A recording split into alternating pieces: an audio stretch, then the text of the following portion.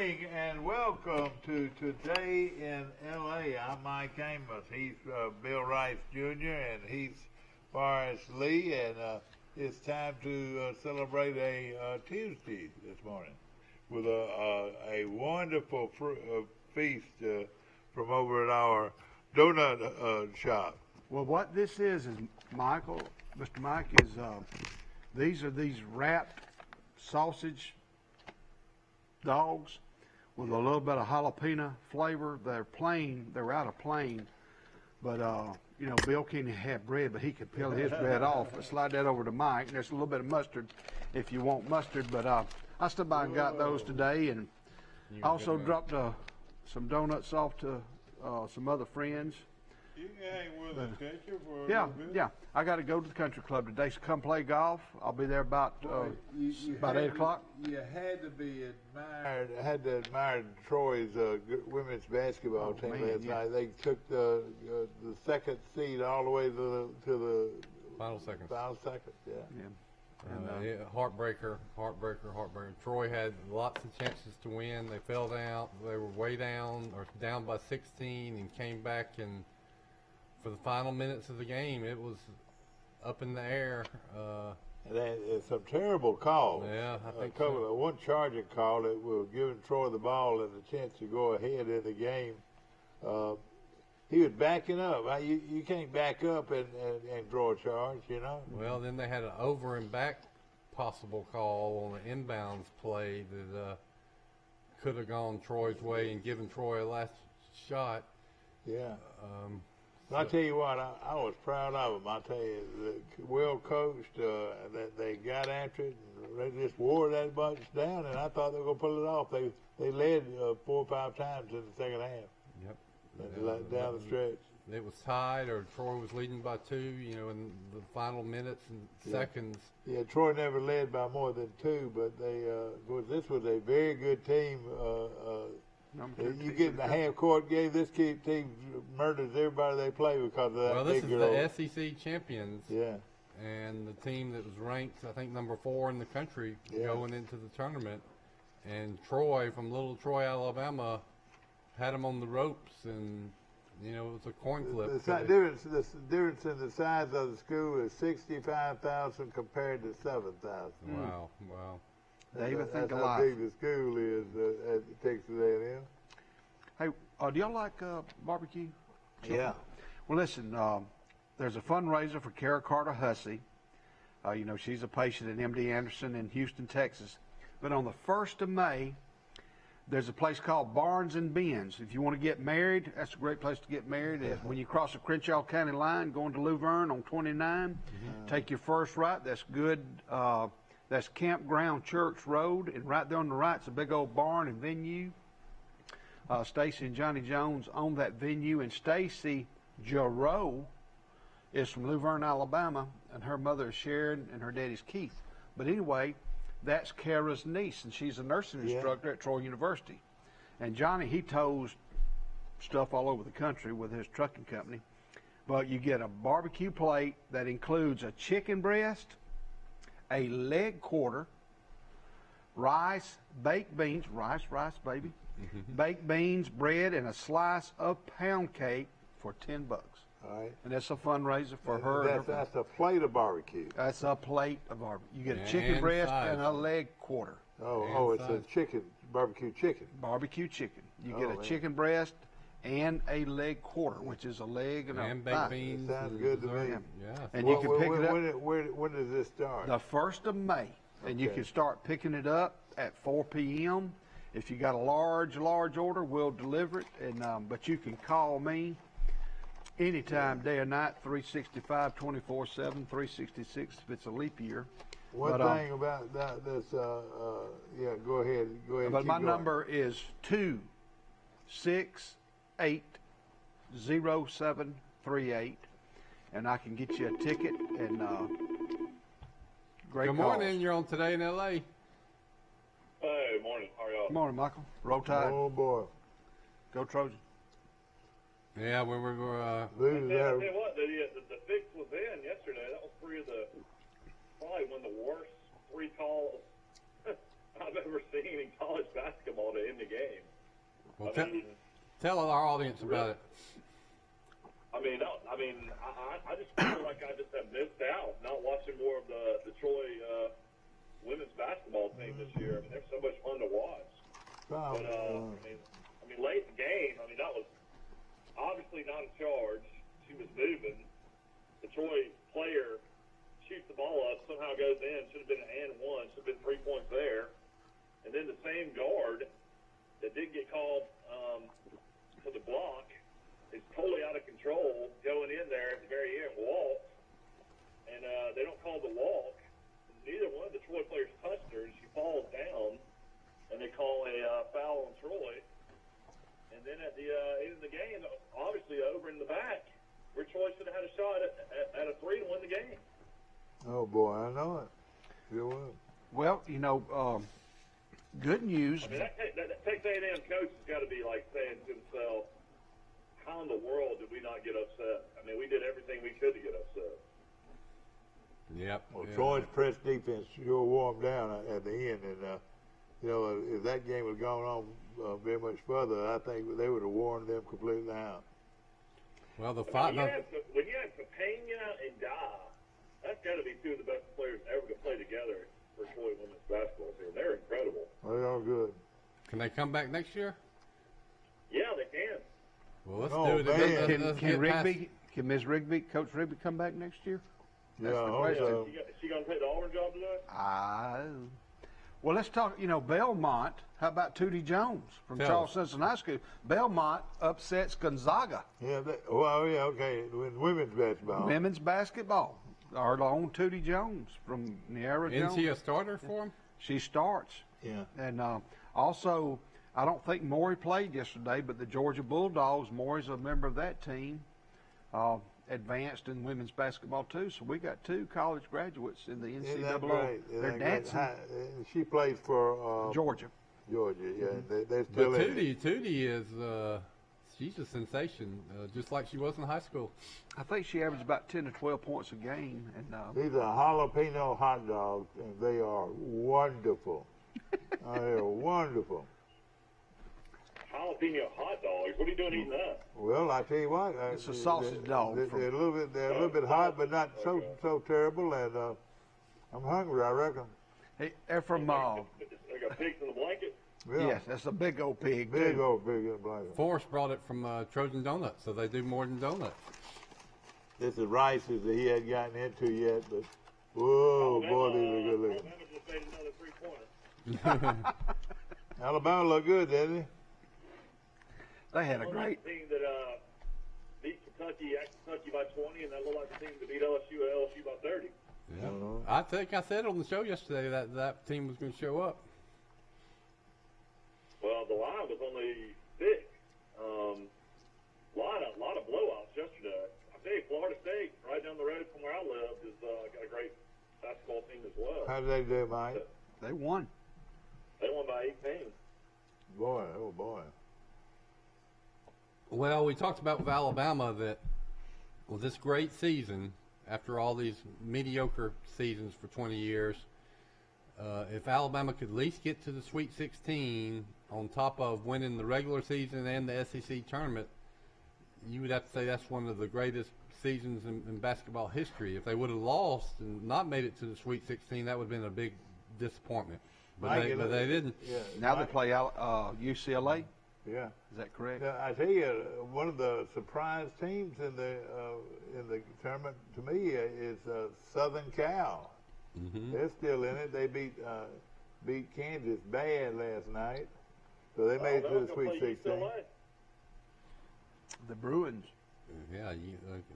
Alabama plays UCLA. Yeah. Judy Jones or Nora Jones, Coach Jones' daughter, played 38 minutes. She was 2 for 9, 1 from 5 from 3-point range, 4 rebounds, 2 assists, and 8 points. They had a guard named Wells for Belmont that scored 25 points. Well, the fact she played 39 minutes in the biggest game of their season tells you everything you need to know about what they think about her. Well, honestly, Belmont Belmont's a lot better women's basketball program too. I mean, Sunbelt gets a 15 seed and Belmont gets a 12 seed. You know, when that girl that scored all those points is a freshman too. Is she a true freshman? The other guard for Belmont? Well, I guess. I think she is. I don't have my phone with me. It's in the truck. They did. Well, I think if they had Tootie at Troy University. Well, that's something. But yeah, that of all the heartbreaking near-miss games in the history of Troy athletics, this Troy lost to Texas A&M in the NCAA tournament's going to move to near the top of the list. Well, I told y'all all week. That would have been one of the biggest upsets in women's basketball history. For sure. Well, what I read, Michael, was that a 2 has never beaten a 15 in the 15's never beaten a 2. I'm sorry, I had it backwards. 15 has never beaten a 2, and almost happened. And then that goes, it was like Coach Cross said, and I've said, Troy was seeded way too high or low. They obviously should have been the 13 or 12 seed, and they wouldn't have had to play the number 4 team in the country and probably would have won. So it looks like Troy got rooked with the seeding and still almost won. Dangerfield, there's no respect. We got some respect. One mention too. Somehow got no respect in men's and women's. You know, I mean, they played a play-in game in the men's, and then the women's, they were 15 seed. Yeah, you're right. They don't get much respect in basketball, no question about it. But I also told you all week long that Troy was one of the best-looking offensive and defensive rebounding teams that I've seen. They turn around and go to the boards, you know. And just think how many shots, the second shots Troy got last night. Mm-hmm. Troy was down by 14 at the half, and then in the third quarter they cut it to 7, and then of course they came all the way back. Took a lead with about 2 minutes left. Yeah. Why don't you tell your man at the bakery that, ooh, that is good. I'm not big on hot peppers and it's kind of mild, hot dogs, but it's not bad. It's not bad mild. at all. And Troy took the lead with 5 minutes left, 5 minutes and 50 seconds left, and then of course had it tied up at 77 with 1:40 left. But didn't you think when they had the chance at the very end, they had 18 or I guess 20 seconds left? I kept on telling my wife, "You're about to make NCAA history. Don't you hold the ball and literally like shoot a 3 with like 2 seconds left and just try to win it at the buzzer?" Yeah, it would have been. I was shocked they shot the 3 so early. But now they weren't tied at the time, though, were they? Yeah, they were down by 2. No, down by 2. Okay, yeah. Well, actually, I think they say the analytics are you've got to, in that situation, shoot early enough where if you don't miss it, you get a chance for an offensive rebound, and if you also get a chance to foul them if they get the ball back. That's right. So I guess that was you go ahead and shoot it with a little time left. I know you're talking about history, like the biggest upset of all time. I mean, I don't know how you don't put it in your best shooter's hand and just let him dribble the clock down and just try to throw up a 3 and see. It's like you go for 2 to win it. Yeah, if you're in football, go to 2 I would think instead of kicking it to tie. Go for 2 to win. Yeah, but you didn't want to go to overtime with them. But let me tell you something, guys. Y'all just opened up a can of worms just a while ago. They get these kids back. They get these kids back for another year. Yes, I think so. Well, everybody else does too. Well, I mean, Coach Cross said that Hampley and the other guy, Waters, can come back. Well, they got that season-ending evaluation and too. these women can come back. That would make it. Well, and the difference in the men and the women is the men don't come back because they go pro, but that's not really an option for these ladies. Or Michael, Don might be good enough to play in the WNBA. Pretty good. I was fixing to say, Mike, would they get Di and this other girl to go to Auburn? Oh, that's a possibility as well. You know, I was talking the other day about South Alabama getting these recruits coming in basketball. Yeah, unreal. Well, they've lost about 4 players this week that are transferring out. Yeah, because of that. I guess they know the big boys are coming in. Yeah. Hey, I'm going out to play. But South Alabama, Michael had mentioned how strong they looked. Yeah. And so every year, this year is going to be another. You don't know who's coming back. It's wide. It's all It's about the transfer. Look at Alabama. How Michael can tell us how many transfers does Alabama have on their basketball team that play a lot. They had a lot. Well, I mean, you got Quinterly, the star player out of Villanova now, is probably one of the top players in the country. I mean, he had 14 points, 11 assists last night. Mm-hmm. Was he the one that got the technical? Yeah, that was. Didn't seem like it was that bad, but I guess he was saying the wrong things. Well, they got the kid from Yale that transferred, and I think they got another. I think so. And, he didn't even step on the court last night. And you're going to get the big old boy Mike, from a couple of games I want Calhoun. to find out about. Player of the Year. Now, did Villanova play Baylor last night? No, Villanova's already in the Sweet 16. All right. That's who they're going to play. Yeah. Oral Roberts, Arkansas. Who won that game? They haven't been played, though. Oh, okay. They've already made the Sweet 16. That's who they I've do got play. the Sweet 16 if you want to hear it. Yeah, I want to hear it, please. So Alabama clinched last night. They're going to play UCLA. Sunday. Alabama. Sunday. This coming Sunday night, I think. They're going to play UCLA or USC? UCLA. UCLA. The Pac-10's doing good. Oh, shit. Real good. I don't think they've been beat, have they? Maybe Yeah, Okay, I got Colorado you. You're got right. beat. I got you. Colorado's actually in the Pac-12. Colorado. All right, go ahead. All right. You got matchup Saturday at 1:40. The first game will be Oregon State against my favorite team, Pac-10. Loyola Chicago. So that's two teams that nobody really expected to be there. Yep. That game will be at 1:40 on CBS. After that, you have Villanova against number 1 Baylor at 4:15 on CBS. Later that day, you'll have Oral Roberts, which is out of Tulsa, which is very close to Fayetteville, Arkansas. Yeah, I know So it. Oral Roberts against number 3 Arkansas. That'll be a big game. 25 on TBS. And then Syracuse, the Orangemen, and Buddy Boeheim, the hottest shooter in the World. tournament, will play Houston at 8:55 on TBS. That is a late start. Mm-hmm. Oh, boy, that is So late. those four on Saturday. And then you will have Creighton. Blue Jays made the Sweet 16 for the first time. They'll play at 1:10 on CBS against Gonzaga.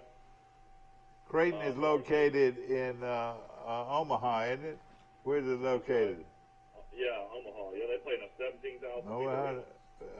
Wow. They play in the what? They play in the what? 17,000 seat arena. Oh, boy. And did they fill it up, you reckon? Yeah, Not we this went year. by at that time. We stayed going to Yeah. Lincoln for the Troy game. Yeah. It's a huge arena. Okay, go ahead. Then after that, he got right down the road, Tallahassee, the Florida State Seminoles. Leonard Hamilton's a great coach. They'll play number 1 Michigan at 4 p.m. on How did CBS. Michigan do in their game?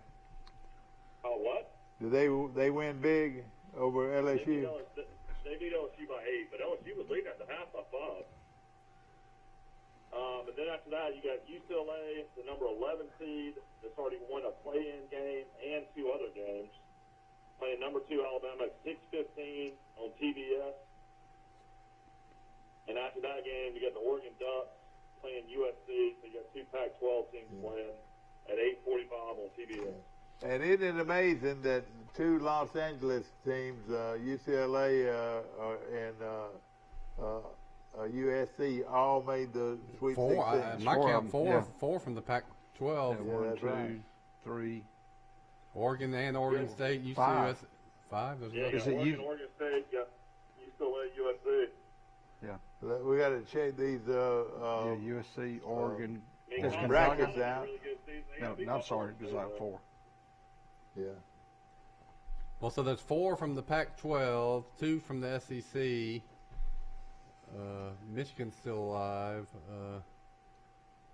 You know what's crazy is UCLA was down by 15 to Michigan State in the play-in game and came all the way back, took them to overtime, and now they've won 2 games. Yeah. Oh, yeah. It's amazing. Really is. Well, that's good information as we continue watching a lot of basketball. My bracket's looking pretty bad. Yeah. Troy's girls last night lost 84-80. Is that what it was? Yeah, final. And boy, that was a great ball game. And boy, let's just hope and let's cross our fingers that the coach is not going to Auburn. Auburn is looking for a basketball coach, and hopefully. Somebody said Jimmy Rain was at the Waffle House this morning with Coach Rigby. Oh, really? Waffle House. Eleanor Rigby. Yeah, you're right. It's got a whole rundown of these guys. They used to say back in the day when Alabama was struggling. They'd say, "Oh, they saw Jimmy Johnson at the Waffle House in Tuscaloosa today." Who's gonna fill those shoes? Steve, you had a show. Steve has gotten us a lot of information out here this morning, and we appreciate it. So, it looks like Creighton, Gonzaga. Syracuse, Houston, Oregon, USC, UCLA, Alabama, Florida State, Michigan. That's going to knock a good one out right there. Alabama, Maryland. The winner of the Alabama game is, I didn't write it down. No, UCLA. They play UCLA. Creighton and Gonzaga, Syracuse and Houston. Alabama is having a tremendous athletic year. Football team wins the national championship. The basketball team runs the table in the SEC and is in the Sweet 16. The women's basketball team, for the first time in 22 years, is in the tournament, and they won their first round. Yeah. Gymnastics won the SEC. The softball team is doing great. Baseball's doing. I know they won their first game against Arkansas. How'd they do in that series? I don't know. I don't have my phone with me. I know they won the first game 15-1. Like Mike mentioned, this Oral Roberts Arkansas game is going to be a huge rivalry. I want to say Oral Roberts is located in Tulsa. Is that right? Yeah, Tulsa's really close to Fayetteville. You know, they've got that, that they're a religious school, and Oral Roberts made sure that he had a good team over there, and now they're in the Sweet 16. Yeah, I would have loved to see Oral Roberts against the fighting Jerry Falwell. Yeah, that would have been good. Oral Roberts against Liberty, yeah. Hey, Mike, before I leave this morning, I wanted to mention Goshen lost a great person, Mr. Billy Walters, who taught at Troy University for a long time. He passed away. And taught in the math department, didn't he? I think accounting and business and that kind of stuff. Okay, I business. got you. But Mr. Billy Walters, he was about 87 years old. Was he really? He's that old? Yes, sir. He good fella. He was a long time. He was our oldest living person in Goshen Methodist Church.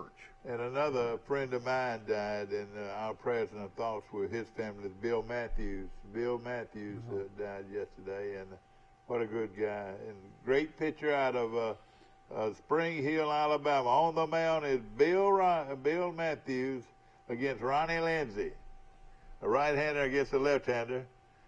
And then, of course, he played with the great Sunday bunch down there in Spring Hill. Russians. The Russians, yeah, Olin Russian. How'd you know that? Well, I grew up in the land of Goshen. A bunch of farmers could play baseball. They had a guy named there. Olin Russian that could have pitched in the major leagues. He threw hard. And Mac was pretty good, I believe. Yeah, and Homer, we don't want to leave Homer out. What? Bill Matthews? Bill Matthews? Yes, sir. Our good friend Bill Matthews, Mike. Where did he work? He owned his own business. He built steel buildings. Okay. That's what he did for a living for years. You're talking about Mr. Matthews lived at the country club. That's right. Oh, no, I hate that. That's Steve. Well, I tell you what, Mike, I'll tell you something about it, though. Modern medicine kept him alive a long time, and he had some good years. I mean, I hate to see him lose his life, but he was real sick for a long time and then got better. And for a long time, saw him at the coffee shop almost every morning. You could see him at the coffee shop at Julia's. Was it almost Mr. Charles Saunders passed away too? Mr. Charles Saunders, didn't he pass away? Yeah, he died, and he was my the across the street neighbor. And Charles Saunders was 96 years old, and we're gonna miss him too. And I got a quote for Shanda Rigby, the Troy women's basketball coach. She said, "With as great a team as Texas A&M is, we had them on the road. It could have been a big upset. They're a very good team. So are we. Of course, their depth post hurt us. We had really good post players, but they aren't very heavy. That girl was pretty heavy. That girl was unstoppable. And in a half-court offense, Mike, he'll eat everybody's lunch. You know what I mean? Most people gonna play him half court. He's been out there for about 16 or 18 years, and before that, he was the head coach at Arkansas. But this coach at the beginning of the game, we had to make adjustments because they were getting over some screens. Our guards kept fouling because they couldn't get over the screen. We made an adjustment, had our post players step up and help, and slowed the scoring down a little bit. Ultimately, it came down to the second half. Our goal was to cut it single digits for the fourth.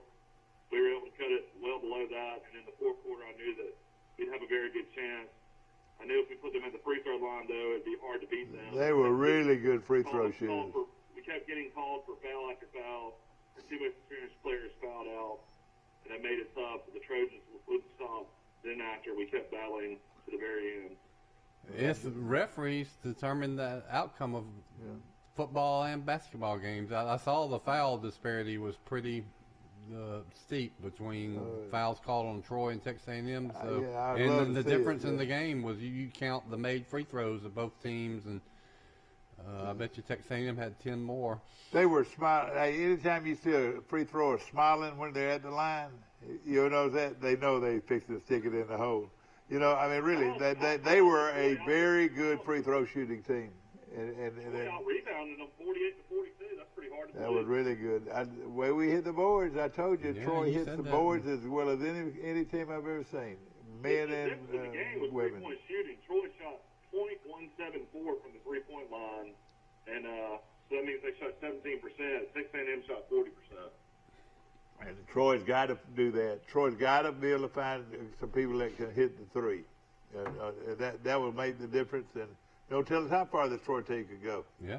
Well, I'll tell you what, if they could beat Texas A&M, they could beat anybody almost in the country. No question about it. So, I mean, you got a team that,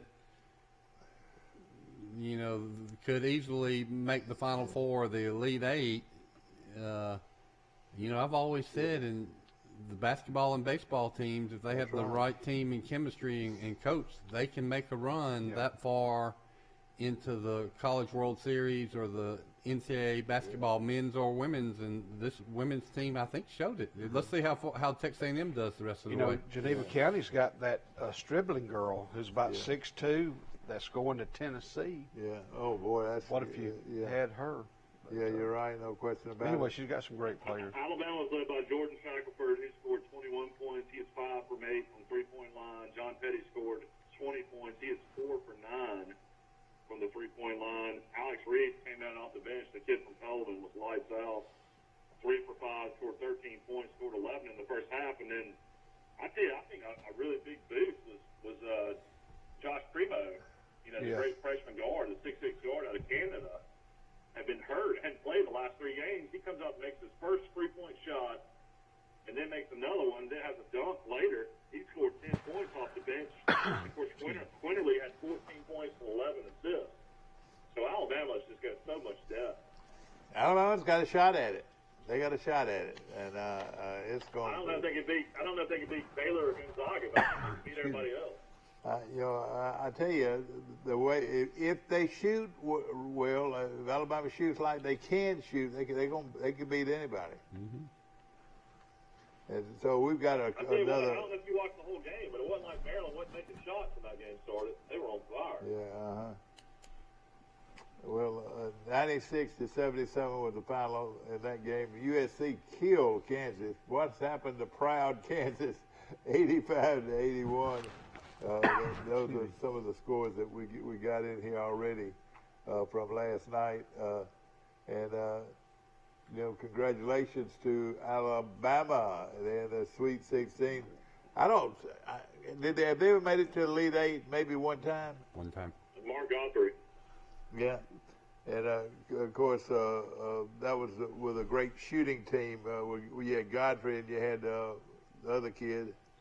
Well, that was when he was a coach. With the coach. That's right. That's when Alabama had Rod Grisard and Antoine Pedway and a guy out of Selma that was a great player named Chuck Davis. Yeah, you know, that's also when they had Ronald Steele as the point guard. Yeah. He was the key to that team. Like if you could put together a all Alabama team and an all Auburn team, how good would it be? You know, the two guys on the all Auburn team, maybe three, would be people you know pretty well. One of them would be the Person boys. You know, both of those guys could have been on it, but I would say Barkley. The big boy. Barkley's the best basketball player ever to come out of Alabama, and he'll be the best basketball player ever to come out of Alabama for probably the rest of our lives. He was that good. Amazing. But there's some good ones too, you know, at Alabama. Yeah, it make you wonder where you play. I mean, College Sexton is averaging 24 a game. I mean, would he play the point or would he play shooting guard? Colin Sexton's averaging 24 points a game. He played at Alabama last year. 2 years. Freshman. 3 years ago. 3 years. 3 years ago. Well, he's that's amazing how well he's done. I mean, you would have Barkley at small forward. You would have Robert Ory at one of the forwards probably. You'd have Chuck Person at forward. Ben Wallace. You talking about Auburn, Alabama? Played center in the pros. You know, big boy. Mamadou Inja. I don't know. The big guy at Huntsville was pretty good. What was his name? Well, you have Leon Douglas. I guess maybe. Yeah, you had Leon Douglas, but you had another big one out of Bobby Lee Hurt. Bobby Lee Hurt. I would on Alabama. You have to put Derek McKee on there. He was awesome. Yeah, you got too many good forwards. That's the problem. You don't really have as many point guards at Auburn or Alabama. Alabama had great point guards, but they were great point guards in college. It really didn't translate to the. How do we do these? Amos Mosley, I guess, would be right up there with the guard that played in the NBA for several years. Yeah. Did Amos play very long? I didn't know. He did. A couple years. Want to mention Bryant Smith? He's just like her neighbors. State Farm is there. See Bryant Smith, who just gotten into the insurance business, and he is your State Farm agent, located on South Brunny Street, right here in Troy. I saw where Charles Thurston baseball beat open, so that's good. They played Enterprise last night. I don't know if that was a varsity game or that was a junior varsity game. But you know, I tell you, they've really become quite a competition between Charles Henderson and Enterprise. They really battle each other. Enterprise is one of the fastest growing towns and schools in Alabama. Somebody told me Enterprise has 30,000 people now. I remember when they had 15,000. Me too, Mike. I'm gonna have to roll. They might have that. And Will, since you've got to roll, Far Lee has to roll. Here we go. Roll with the tide. War Eagle. Want to mention that Auburn opens the season against Akron. And of course, all you folks going to start when Akron comes to town. Terry Bowden signed this game up, I'm sure, and now he is at Louisiana Monroe. And let me tell you this about old Terry Bowden. He won 23 or 22 straight games at Auburn. One of those. Nobody's ever done it, and nobody ever will do it. Yeah, Mike Pelton from Goshen was on that team. 20 straight. Then he tied somebody. And Goshen had a guy on there, didn't he? Mike Pelton. Yeah, exactly. Now, tell us, before you leave, give us a little bit more local input. Farley is our local. Well, I didn't bring my folder with me. I just wanted to come in and talk about that barbecue benefit the 1st of May. But it is spring break. Spring break for, I believe, Pike Liberal Arts and Troy City Schools. So that'll be a lot of fun for them. And baseball teams, they travel around a little bit, don't they? I think they're playing later on in the week. And I know Charles Henderson goes down South Florida. I think they're going to play Pensacola Catholic and someone else. And but most of the baseball and softball will kick back up the first part of next week. And then I think also the Pike Liberal Arts team, which is loaded with great players, they'll be playing also in Florida, I think. I think so. I'm not real sure. I don't have the schedules with me today. I just popped on real quick. But, well, we hope that you can be with us tomorrow. We enjoy hearing your local comments, and of course, again, our thoughts go out to that Mr. group, Billy, raising money for Ed, your Carol. friend. Okay. And hey, Well, thank you. You'll be able to let us know right there when we can go get that barbecue Sure, and sure. pick it up. We've got plenty of time, and y'all have a great day. Yeah, and you do too, and we'll be back with more from Today in L.A. after this. Hi, Sandy. I'm right here. Come on in. Betty, I'm right here. Hello, Miss Mary. I'm right here. I'm right here. Since 1969, we've been right here because at Troy Regional Medical Center, we take these words to heart. I'm right here. Thank you. Remarkable people, remarkable care. Troy Cable Security Wi-Fi doorbell camera allows you to answer the door from your smartphone when you are at home, at work, or on the go. When a visitor presses the button, Troy Cable Security sends a live video feed to your smartphone so you can see, hear, and speak to the person at your door. With the doorbell camera, you can have your porch light turn on automatically when it detects motion at night to create the appearance that someone is at home. You can view video clips so you can always know who stopped by when you were out. Troy Cable Security. You love them, protect them. A personal touch, a high level of trust. Whether it's checking and savings accounts, personal or business loans, or our local friendly service. That's what Troy Bank and Trust customers expect. But now we offer more.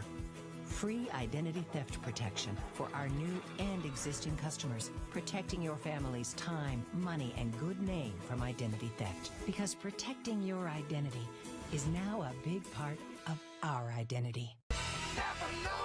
Trojan Auto Parts of Troy, home of Napa Know-How. Stop by and see owners Mike and Melissa Kilcrease and their Napa Know-How team with over 100 years of combined experience. We're the only locally owned parts store in Pike County, and we're fully stocked and ready to serve you. We pride ourselves on being your go-to parts store, not only for the simple items, but we specialize in those hard-to-find items as well. Trojan Auto Parts, the right part at the right price at the right time. Napa, a name you've trusted here in Troy since 1945. Starting April 1st, all your local county and school board meetings will be moving to BBTV Channel 17. Catch Pike County Commission, Troy City Council, and school board meetings live on Facebook, YouTube, and BBTV, brought to you by Troy Cable.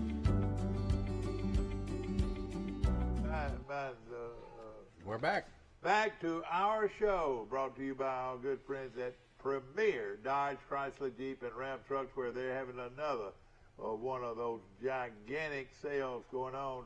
And remember, nobody beats a Premier deal. Nobody beats a Premier deal. And we appreciate Jason Gregory and all the great folks, his brothers out there with him.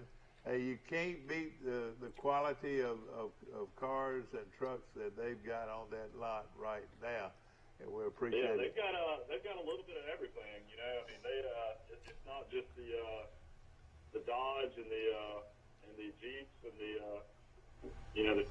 everything else. I mean, they have a little bit of everything. You know, when they have trade-ins, they've got Audis, they've got Hondas, they've got Kias, they've got a little bit of everything. They can get you any car you want. If you want a Cadillac, you want a Chevrolet, or you want a Ford, they can get you any car or truck you want, and at rock bottom prices, and that's the key. They deal with price quite a bit. They'll outprice most anybody, or anybody, not most anybody. Yeah, and we should be seeing a lot of people thinking about buying a cars with these stimulus payments. Yeah. That should really give a good stimulus to the economy. Coming out into the boxes? Yeah, most people have probably already got them. Yeah, I called to Jason's brother. He said they've been slammed ever since those came out. Yeah, I tell you that's everybody's buying a car, putting money down on the car.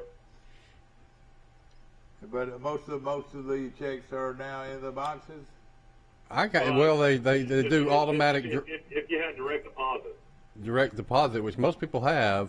So if you file your taxes and then you have put down your checking account routing number, if you got a refund, the IRS can just deposit your refund right in your account, and that's the same way they're doing these stimulus payments. So I would bet that 50 or 60% at least of the people that get them are some people are already got them. $5,000-$6,000 a family, and if you got two, how many children do they pay for? 3, or as many you got? As many as you got.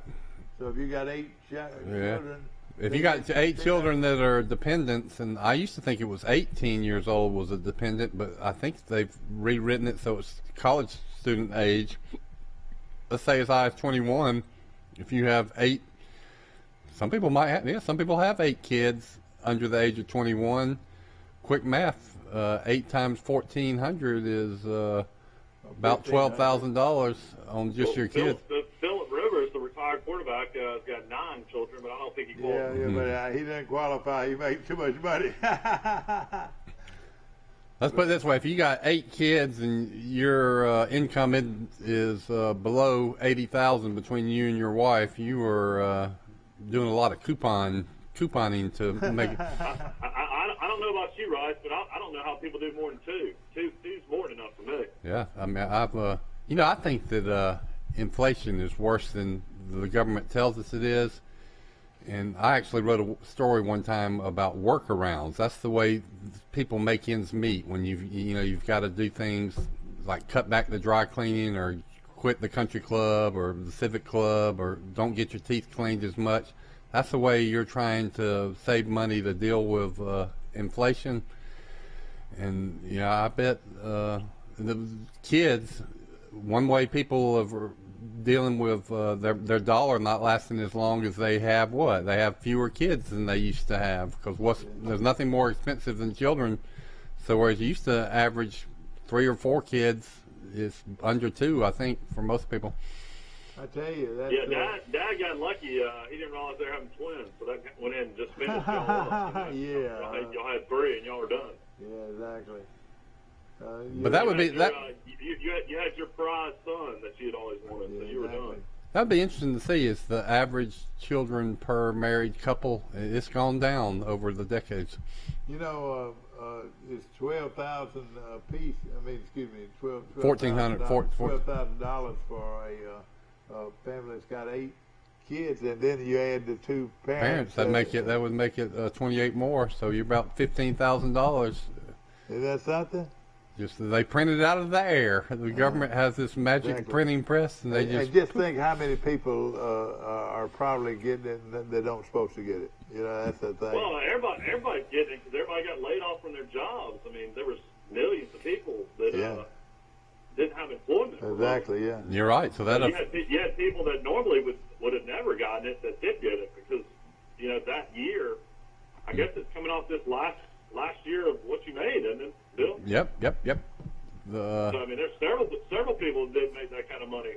It'd be on your 2020 tax returns if you've already filed, which a lot of people probably haven't, or if you haven't filed for 2020, they'd go back to your 2019 tax returns to get your income. All right, Rice, we're talking about with 8 children, let's just say at $15,000 or 15. Total about over 15,000. Yeah. Over right at 15,000. Yeah, right at 15,000. That's not a bad hit. That's a pretty good hit, I would think, and more power to them. There's probably there's a lot of. I would say most families have 2 kids or 2 dependents, but you got plenty that have 3 or 4. So I know I'm a parent with. Married and 2 kids, we got $5,600. So you add $1,400 to that if you have 3 kids. There's a lot of people that are getting $7,000. Yeah, and that's going to help some folks out. And hey, whatever you feel like you need to buy, go ahead and buy now because the government's helping you do it. Of course. We've got a lot going on, and with the brackets, Bill, you're going to be able to work this around some of these. I reckon after the Sweet 16, you'll know more. Well, my bracket was busted 3 hours into the tournament. But I knew it was a bad time for me when Ohio State got beat, and I had them going to the final game. So I pretty much quit. It wasn't football. This wasn't football. I quit keeping up with it. I had Illinois going to the final game. And they were number 1 seed. Illinois was. I think everybody's correct on Gonzaga. They look like world beaters right The now. only way I have a chance to beat you guys is if I did have Gonzaga winning it all, and if none of y'all had Gonzaga winning it all, I guess I have an outside chance. I tell you what, I think Alabama's got a shot. I really do. Boy, Alabama, I think they'll beat UCLA because I think UCLA, I mean, they're definitely playing their best basketball, and they are large. They have a lot of size. They got some guys that are really, really athletic and tall. But Alabama, I think, is just a better team. But Alabama having to play Michigan to get to the Final Four. Michigan coming back and beating LSU was impressive to me. Yeah. Well, LSU could have beaten. They're number 1 seed though. LSU could have beaten Michigan, from what I gather, right? Or they were in the game most of the game. Yeah, most of the game. And Alabama beat LSU 3 times, so Alabama's better than LSU. So we're going to try to get Coach Scott Cross in here one more time during the tournament, and probably, hopefully, the first part of next week. And I thought he gave a lot of good insights. Good insight, and we want to hear his comments about the women. How he kind of, you could tell that he thought the women were seated way too low and would give Texas A&M all they wanted. And boy, they swarmed that goal right at the end, and boy, they were. Don and Faranga might get out rebound from the Troy's guys down low. That's right. And you know something about they're really good. As good as, and this was a very, very good Texas A&M team that's going to get into these. They won the SEC regular season. Yeah, and they're going to get into these hand courts offenses with that big girl underneath and just get it. The big girl. This girl is capable of 30 points a game easy. She could just be the complete difference in a game. So that's going to help. And then their free throw shooting, something you said. But they had a forward. They had a girl outside that could shoot it too. I was very impressed with her. How many did she get, Mike? Yeah, we need to mention the Alabama girls won an NCAA basketball game yesterday as well. Yeah, that's right. That's first time in 22 years. That's right. They hadn't done that. I can remember one year. It seemed like Alabama went to the Final Four in women's basketball, or maybe the Elite Eight. They had a great guard, but man, that was a long time ago. Exactly right. Also, need to make everybody aware that the great Deion Tom Sanders brought Jackson State to Crimson Bowl, and the Hornets won 35-28. So congratulations, Alabama State. They knocked off a ranked Jackson State team. And I tell you, they've got a running back. here. I hate to say this, all my Alabama State friends. Hey, that guy probably won't be there very much longer. This guy that got 198 yards rushing for Alabama State probably is going to get in. Could very easily become one of the major backs in the country for somebody. Well, I don't know about a major back, but he definitely probably contribute to a Division I program. Well, yeah, he got 198 yards rushing, and he looks to be the real deal. I'm not saying that Troy's got the best running back that you've ever seen, though, man. Look, let's go ahead and make that statement again this year. What Troy said. We talked about how great Troy's running backs were going to be last year. They averaged like 50 yards a game. Yeah, exactly. But the Vidal kid. I felt like he had a good freshman season, though. I feel like he's the real deal. Who is this now? Kamani Vidal, the kid out of Marietta, Georgia. I felt like he had a really good freshman year. Well, he comes with a lot of credentials. And I read an article this morning on talking about running backs on Auburn's great running back, Tank. What's his last name? Bigsby. Boy, they are expecting big things from Tank. Some NFL scouting services actually charts how many yards you make after contact, and he was right up there, number 1 or 2 in the country as a freshman for yards after contact, and they had him rated the 3rd best running back in America as a freshman, and let's say he's got 2 more years at Auburn. He ain't gonna be around for 3 more years. Back to our premier Dodge Chrysler Jeep and Ram trucks. Of course, on the bypass right here in Troy, and boy, they're dealing like you've never dealt before. But just right up front, let's just say I've got a car right up front. I got $1,400 in my stimulus, Mm-hmm. and they're going to give me $1,400. So I'm instead of me marketing my car for the $1,400 deal, now it's $2,800. And then you probably got some trade value on your car you have. So we're talking about cash. Yeah, man, they're going to probably give you at least $1,000 for your car. And you're going to get 0% financing or close to it for 6 or 7 years. It's almost a no-brainer. It really is. If y'all want to see some beautiful Caribbean island water, come to the beach right now. It's crystal clear and gorgeous. Oh boy, they're already heading that way. I saw a picture of your granddaughter Macon yesterday, and she was snorkeling. It looked like it was somewhere in the Bahamas. Yeah, she's having a big time. Now the water temperature might be about 64 degrees, so you got to remember that. But it's just beautiful down here right now. You say it's still Tennessee folks, tons of Tennessee folks, or what you got? Tennessee is left. It's mostly Alabama and Texas and Louisiana, and then the big boys come down this weekend. Atlanta invades, and when Atlanta comes, it is chaos. Okay. So I'll have kids on bicycles riding through my fenced-in yard. Yeah, exactly. Yeah. Hey, I want to mention a few things too. Later on in our show, we're going to be talking a little bit about high school baseball and where some of these teams rank among their going into their conference play, and it's going to be a lot of fun to talk about that. Now, Mike, I want to mention also about Auburn basketball. They're getting a lot of transfers. Do you think they can turn their program around? I mean, it's not really turning around. I mean, they self-impose penalties. It's just a matter of what the NCAA is going to do. Will they strip the Final Four team of their banner? Will Pearl keep his job? Pearl's done an unbelievable job at Auburn. I mean, he's totally changed the program. I mean, he's turned them into a basketball school. So I don't know what's going to happen there. I don't know what the NCAA is going to do. Yeah. I think they'll be all right. I mean, Auburn could go on serious probation. It was kind of, though, it's like Alabama had the same thing. It's all these people that are trying to steer players to agents or business managers. No, the shoe contracts. Yeah, for shoe contracts, too. Nike and Adidas. Yeah.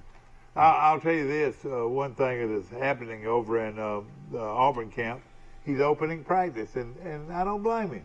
I'd want the fans to get to know me. I'd want them to see my players. I would want them to see them, hey, nothing, all is well. Look at that, what a beautiful bunch of football players out there physically. What's wrong with opening up your practice during the spring? I agree, Mike. But a lot of schools, including Alabama, they don't do that. But Auburn, hey, they're letting you go to practice, and I'm sure they probably have scrimmage midweek. Probably let you go in there.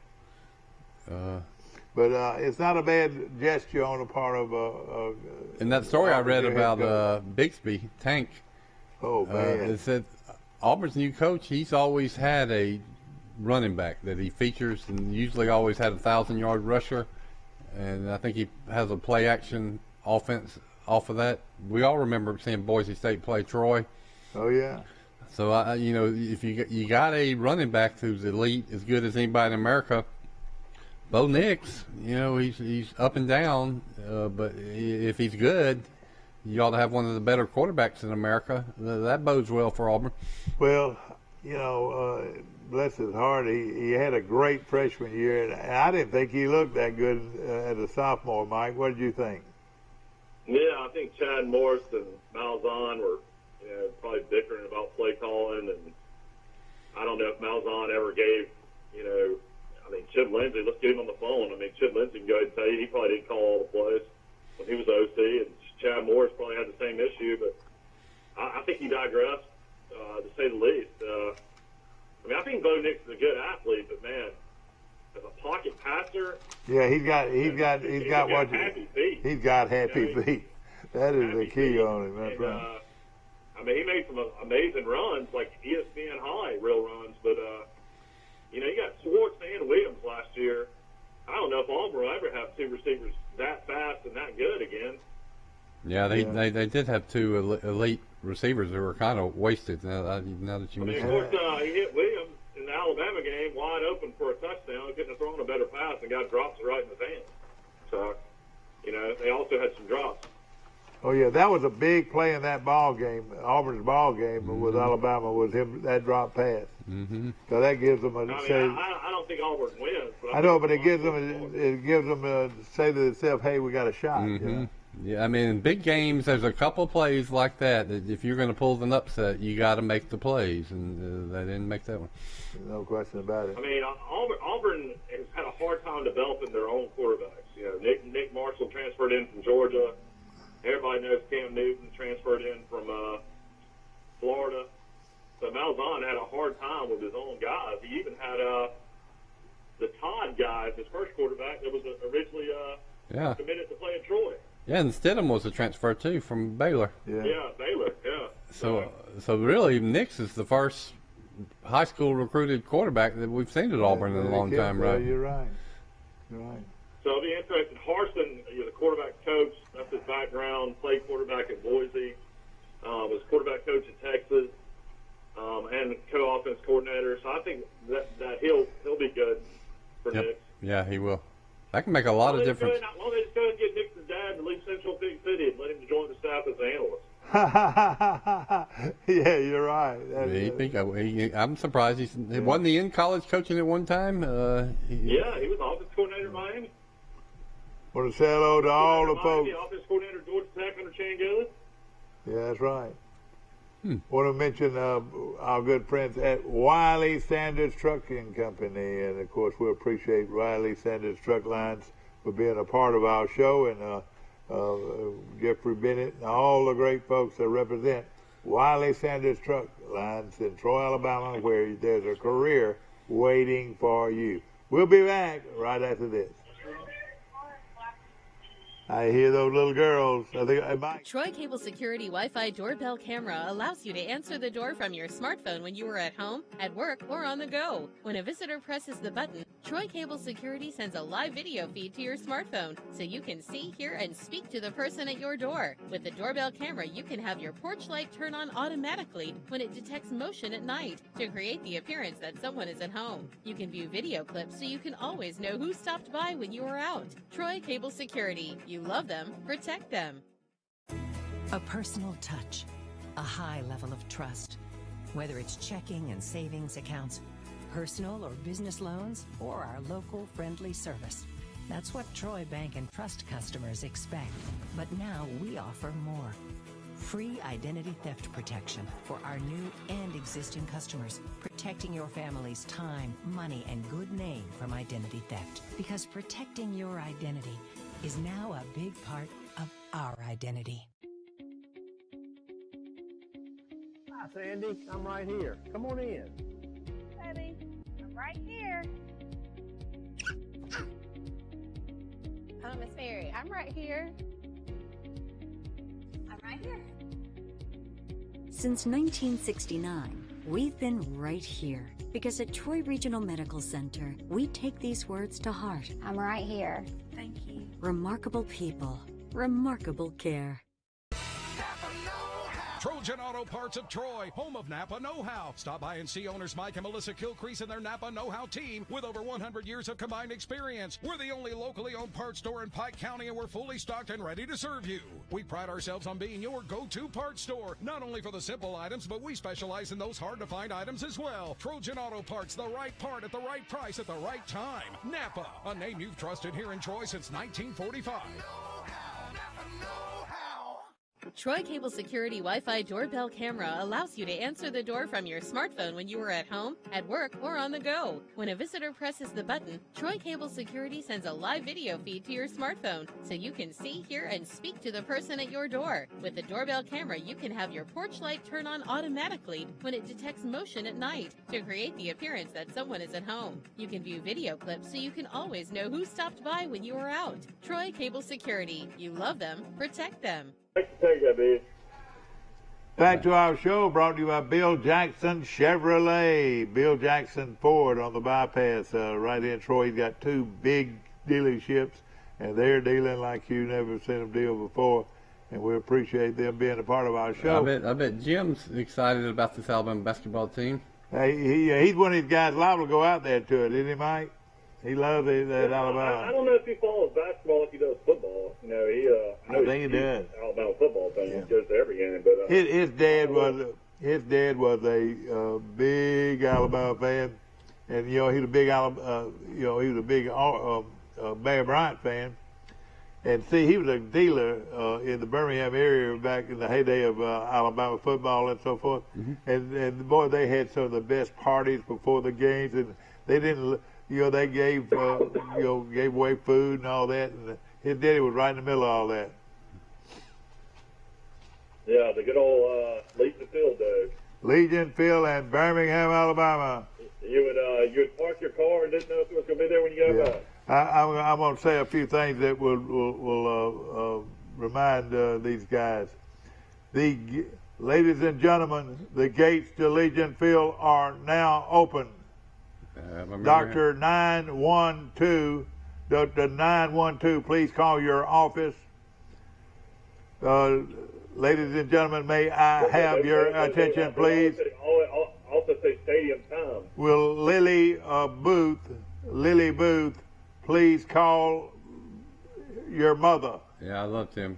What I remember him saying. Can you remember him saying those things like that? Yeah, it'd be like Nathan around right in, play game 7 yards, first down, Alabama. That's right. Musso at right tackle, play fails to gain.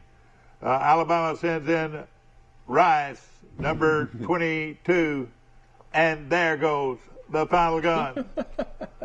That was me in high school. I'll never forget Dad was writing articles for the Troy Messenger. And somehow we got a hold of a camera, and they would send us up as media. And went to the Alabama-Auburn game right there on the at midfield. I would be in the press box. Sometimes I'd take dates with me. And they didn't know what was going on. They're clapping throughout the game, and you couldn't clap up there. And then I'd take buddies every once in a while, and they'd get out on the field with the camera, taking pictures, and then they'd let everybody down on the field in the fourth quarter. The little Troy Messenger let me have some fun experiences. Yeah, that's right. I got to. And I didn't even work for them. Yeah, people do that. I did it, and I did it some at the Messenger, or I'd get passes for my friends. I couldn't really go because I had to cover Troy here and the high school games. I remember when I was at the Montgomery Independent, from time to time I got press passes, but they wouldn't really give them to weekly newspapers that much. You had to regularly cover Alabama on a daily basis. But a few times I got one. I remember I got one for the Alabama-Florida State game in Saban's first year, and I went with a bunch of buddies, and we partied. We got one of those cabooses, and then I went over and played reporter. And I remember I just walked out on the field when they had the coin toss. Sometimes they let photographers go and take the picture, and I think I was the only one out there with the referee taking the picture. You could have seen me on TV. Yeah. Dad and I were high school football coaches at a lot of Iron Bowls in Auburn. Oh, I was a high school football coach up until not a couple of years ago at Auburn. Auburn folks were nice about letting you come in the game if you were a coach. I could tell. And I was coaching from my broadcast booth. I could tell something had changed about Alabama though from that experience. I was on the sidelines, and the photographers and press, they cannot get within restricted areas around the players. You only stay like from the 20-yard lines to the end zone. And I remember one time I got in that little bubble around the 30 trying to take a picture of some players on the sidelines getting coaching, and some assistant coach chewed on my butt, said, "Get out of here." But you could watch the players, and they were really very serious on the sideline. They weren't hot dogging or waving to the camera, or they were into the game. And that was a sign to me that they got some discipline and things were changing. Exactly right. Like when Sheila was the head coach, and they all had like bandanas on their head. Would get up in Sheila's face, yelling at him to go for it on 4th and 1. You remember those days? I'll tell you a story. I can tell you. Remember, Alabama had a great receiver in Saban's first year. He still has all the receiving records, I think. What was that guy's name? DJ Hall. DJ Hall, who had some great games, but I watched him in that Florida State game, and he was constantly jawing to the defensive backs, and and that was just kind of, and doing some other things, and that's let me think that this guy's got some attitude, personal issues. And despite all the catches he made, he never even got drafted in the NFL. Yeah, Sheila just had such a deer in the headlights personality on the sidelines. You could just kind of see it. I mean, he had that 1 year they won 10 games, but they lost the last 2. They lost LSU and Auburn. Yeah, they lost LSU in overtime. And people forget that Alabama team was ranked number 2 in the country in one poll. And what was you? They beat Texas Tech in the bowl game. I remember. Yeah. On one of the worst looking game-winning kicks in the history of football. Now that Shula was an offensive guy, and it wasn't anything to do with that offense. That team had a really good defense with people like Roman Harper. Yeah. But they had Roman Harper, they had Freddie Roach at linebacker, they had D'Amico Ryans. I mean, they had some great players. D'Amico Ryans has become a big-time. He's a defensive coordinator, I think, now in the NFL. Yeah, he's the defense coordinator of the San Francisco 49ers. You remember that name when the head coaches' jobs come open, maybe even in Alabama in the future or other schools. Yeah. I remember D'Amico Ryans was a great student, and, all-around person when he played at Alabama, and we forgot about him because he's been an assistant coach out on the West Coast, but watch for him. Yeah. He played at Charles Henderson that time. Played against Charles Henderson that time when we went to Bessemer, Dad. Yeah. The most awesome player I have ever broadcast a game for happened to be Theodore High School. Damian Craig's got to be the greatest player. No, well, he was good, but hey, how about 2 years in a row, a linebacker out of Theodore named C.J. Mosley? C.J. Mosley. Was he great in high school? Well, he had over 20 tackles in both games, his junior year and his senior year against Charles Henderson. I think Charles Henderson won one of those games. I'm not sure. Might have won both of them, but C.J. Mosley was a great one out of Theodore. And Mike DeVos are the two guys you think are the best you've ever seen? Hey, you're right. Mike DeVos was probably the best high school linebacker I've ever seen. He made 33 tackles against Charles Henderson one night. We won the game because he was out of the game during that period of time with leg cramps. And Ricky Heener ran 2 long touchdown runs when Mike DeVos wasn't in there. But when he was in there, he made the tackle. He had more instinct than we ran the film on him later on, and it was just unreal how he could sink in and then come back out and sink in the way linebackers supposed to do. So he had to be pretty fast too, wasn't he? Yeah, well, yeah, he was, and he was fast, and that was another thing. He was bigger. Now, this is something a lot of people don't know. He was bigger in high school than he was in college. He weighed 230 pounds in high school. Wow, I didn't know that. Yeah, and they weighed about 215, 220 when he was in college. They moved him to a defensive lineman, didn't they? But he, well, I think he played linebacker now. He might have played defensive end, but you can see him in that Alabama Notre Dame game where Alabama lost 24-23.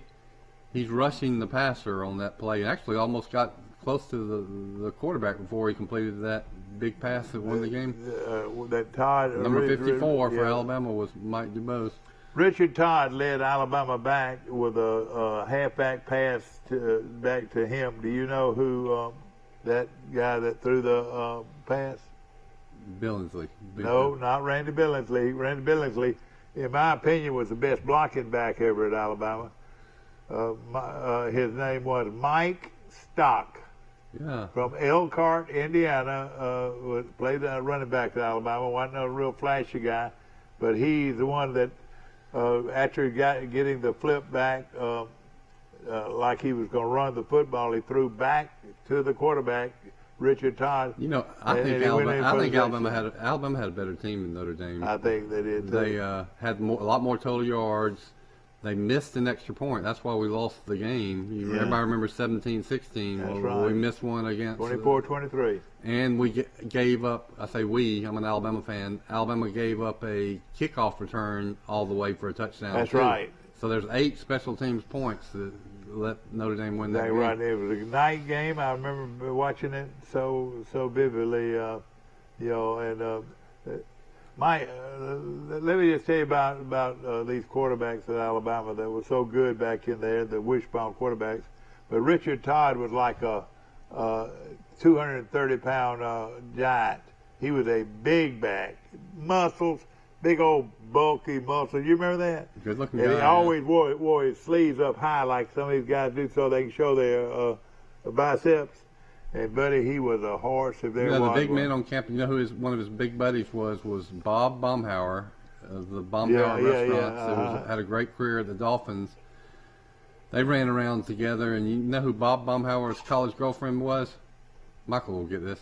Oh yeah, Celia Ward. Celia Ward, the famous actress, pretty famous actress, and definitely the most famous Alabama cheerleader ever. She was a cheerleader at Alabama. And every time Alabama was on TV, that camera was zoomed in on Celia Ward. I mean, she was good looking. I don't know if she was like Carmen Beard good looking.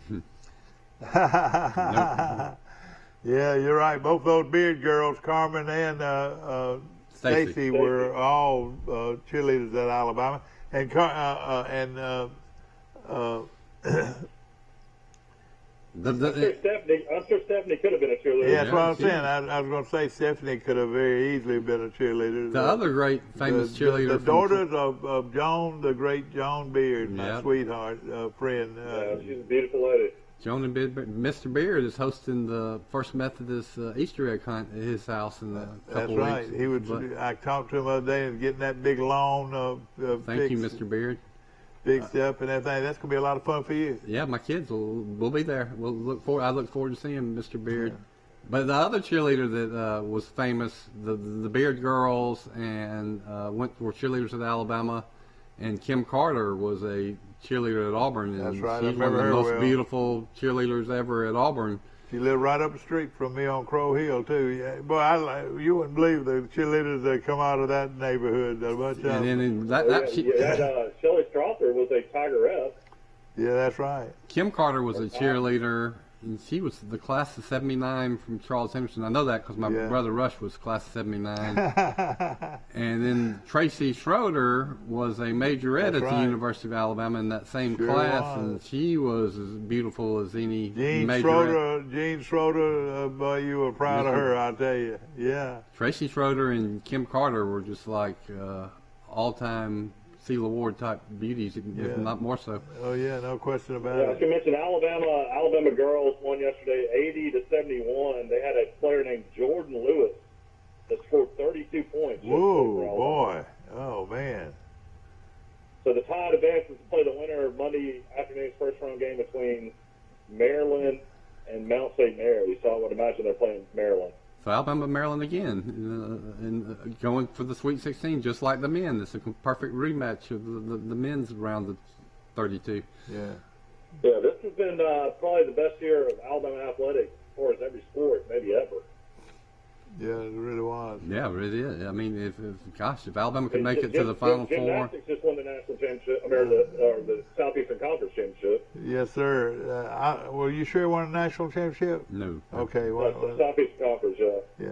I tell you, they are very good in gymnastics, no question about it. But, they haven't been as good. They've been okay, but they haven't been near the level they were when they had Sarah Patterson as the coach. But this girl it's taken a while, but they finally got back to winning an SEC with Sarah Patterson's successor. Wouldn't you think Sarah Patterson would at least do some consulting work for them? Or you would think I hope so. I'd listen to her. She was she's a great figure in Alabama athletics history. You're right. She was a winner, no question about it. Of course, we want to mention good.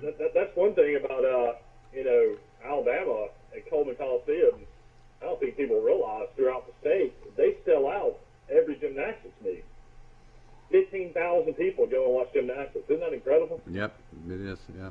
Here's a guy that is a great pharmacist in town, and it doesn't matter whether he's Alabama or Auburn or Troy guy, he's the best. Joe Watson at Downtown Bird Drugs, where they're making sausage and eggs and bacon and grits and toast and ham, all the wonderful and they, in the morning they make their famous chicken salad.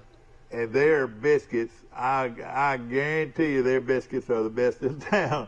And hey, you get a patty sausage and biscuit from Bird's. It is a quality, first quality sausage. You know, we go there all the time for breakfast, and you see the ladies working on the chicken salad in the morning too. Yeah, oh yeah. And I want to tell you a story about that. My mother-in-law came down yesterday to visit the grandkids from Montgomery. And, Liz Fryer, and Liz, when she comes to Troy, you know what she does? As Frankie's wife. Yep, she goes to Bird Drugs to get the chicken salad, and so they all went to got them some chicken salad, and then they went out to the rec center with the kids and had a picnic out there at the playground at the rec center. Yeah. And they report back to me that that place was overrun with people. So there's a lot of moms and dads and kids that didn't go to the beach that are looking for something to do, and they go to the rec center. And there's no question, a hamburger all the way with lettuce, fresh lettuce, and great tomatoes, and all of that on your hamburger bun. And let me tell you, that's the best hamburger in town. Believe you me. At Bird Drugs. Do they cook the burgers in the cast iron skillet? No, but they could. But you know what? It's similar to that. It's similar to that.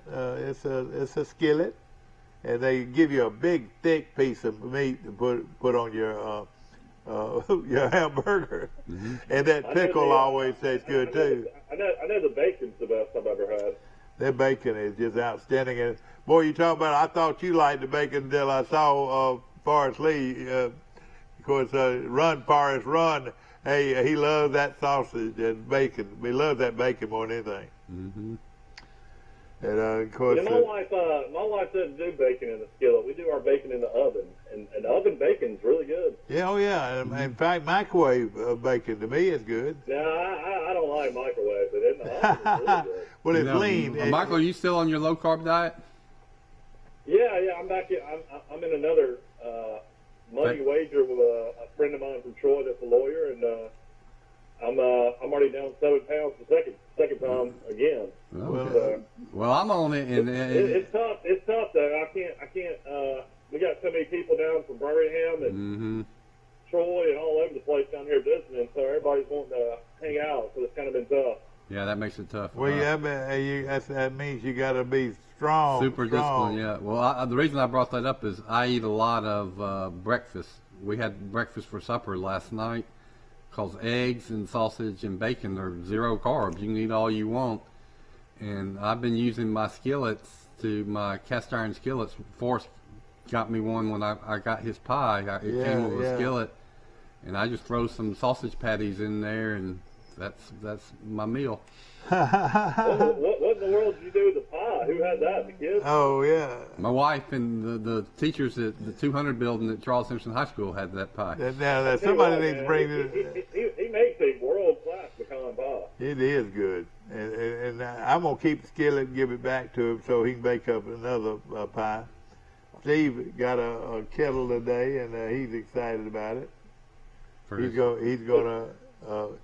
Steve does a lot of camping. Steve Camp does everything, but he also does a lot of camping with his wife.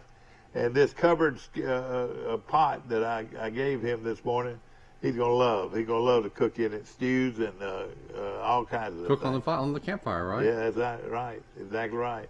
Well, we've all seen the cowboy movies, and that's what they did. My wife is a big camper. I never gotten into camping.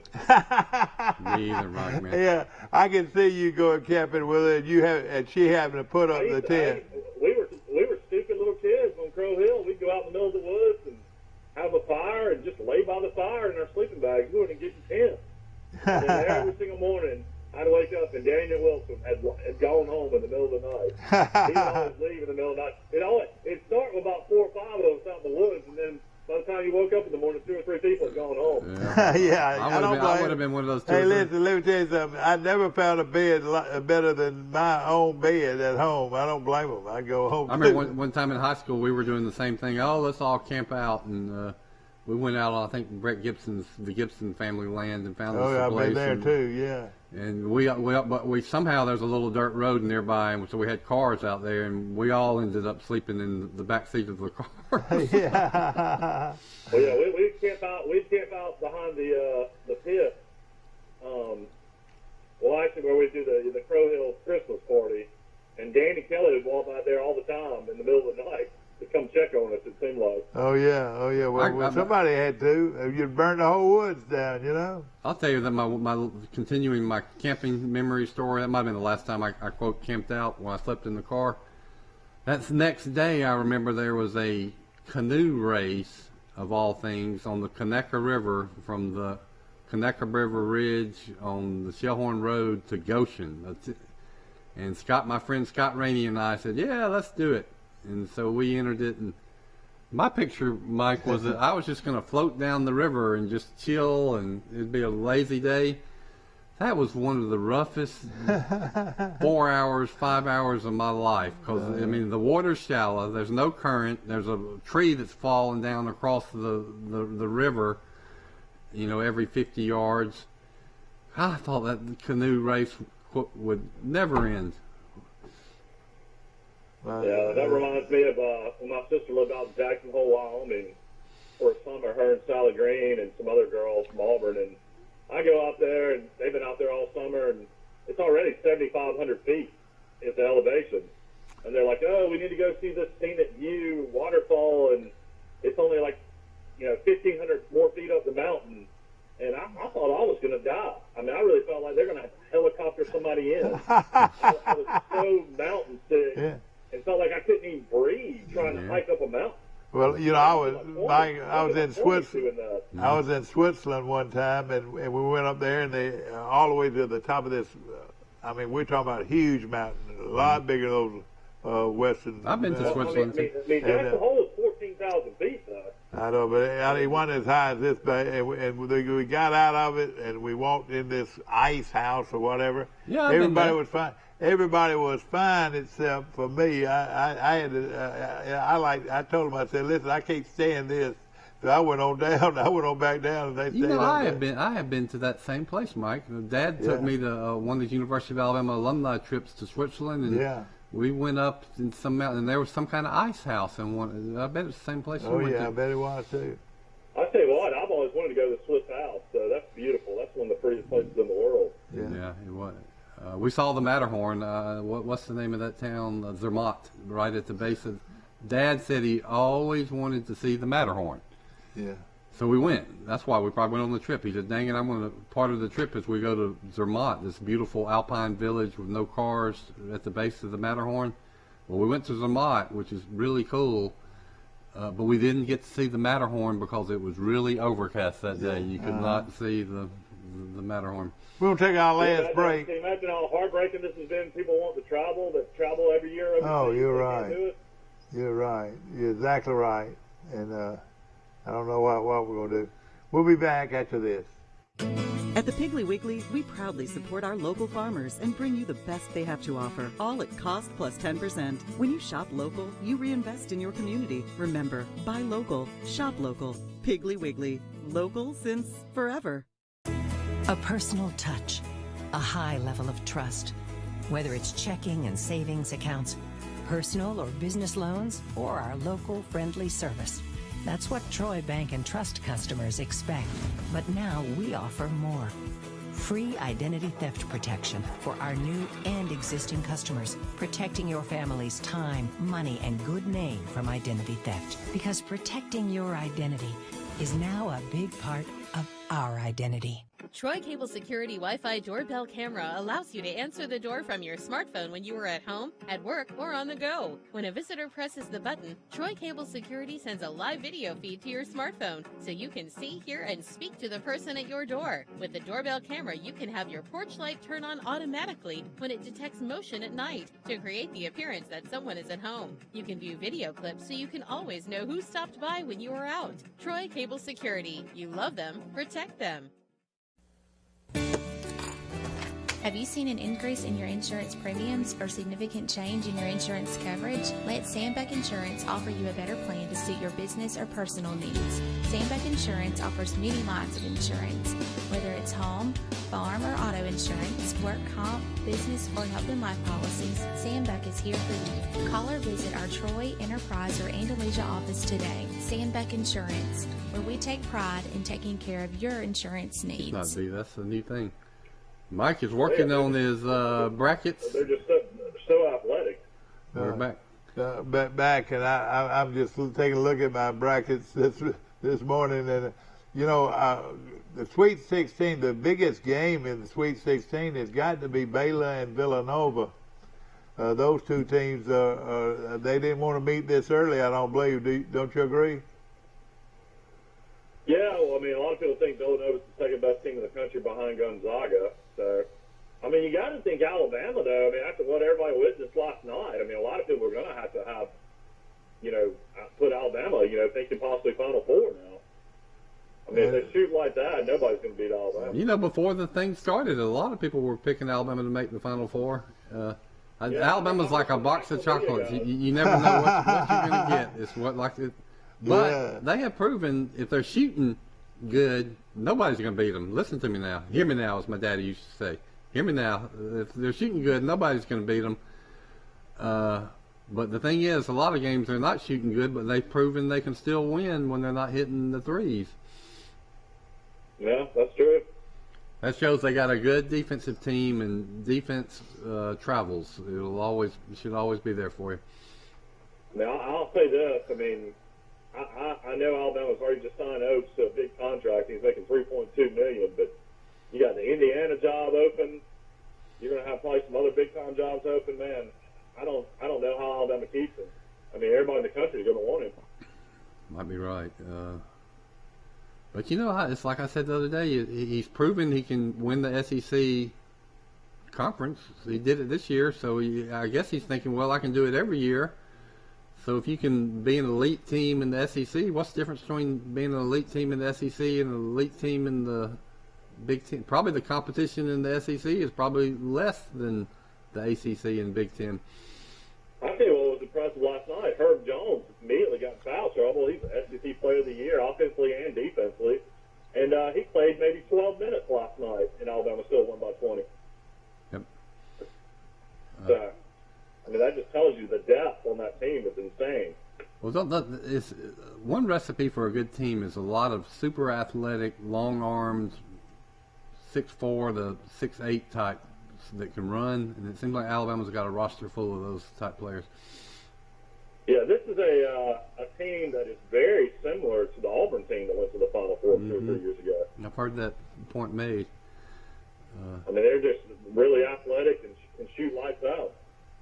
Those teams, Auburn had two guards, didn't they, that could really beat you. Yeah, Harper and Brown.